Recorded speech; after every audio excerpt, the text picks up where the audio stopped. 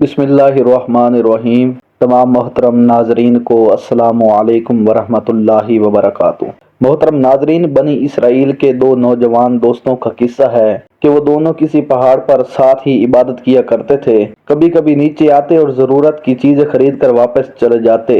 ایک مرتبہ گوشت کی ضرورت محسوس ہوئی تو ان میں سے ایک نیچے آیا اور شہر کے بازار میں خرید و فروخت کرنے لگا۔ جب وہ کسائی کی دکان پر پہنچا تو وہاں پر ایک خوبصورت لڑکی تھی۔ یہ شخص اس کے حسن میں ایسا کھویا کہ واپس جانے کا ارادہ ترک کر کے اسی کا ہو گیا اور اسے تنہائی میں لے گیا اور اس کے ساتھ ہم بستری کی اور 3 روز تک اس کے پاس ٹھہرا رہا۔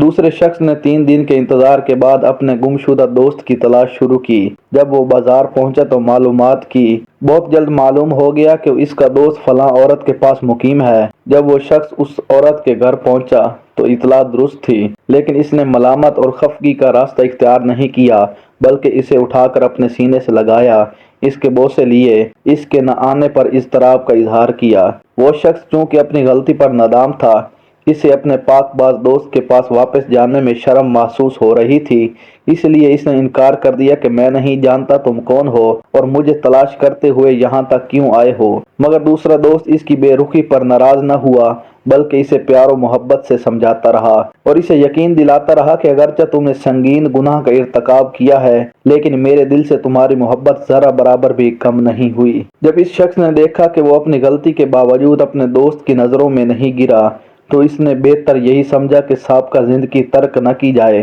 اسی میں عافیت ہے۔ چنانچہ اس نے اپنے گناہوں سے سچی توبہ کی اور دونوں پھر ایک جیسے ہو گئے اور اللہ رب العزت کی عبادت میں مشغول ہو گئے۔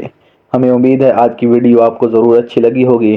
ویڈیو اچھی لگی ہو تو ویڈیو کو لازمی لائک اور شیئر کریں۔ ایسی اور بھی اسلامک ویڈیو دیکھنے کے لیے ہمارے چینل حافظ وائس کو سبسکرائب کر لیں۔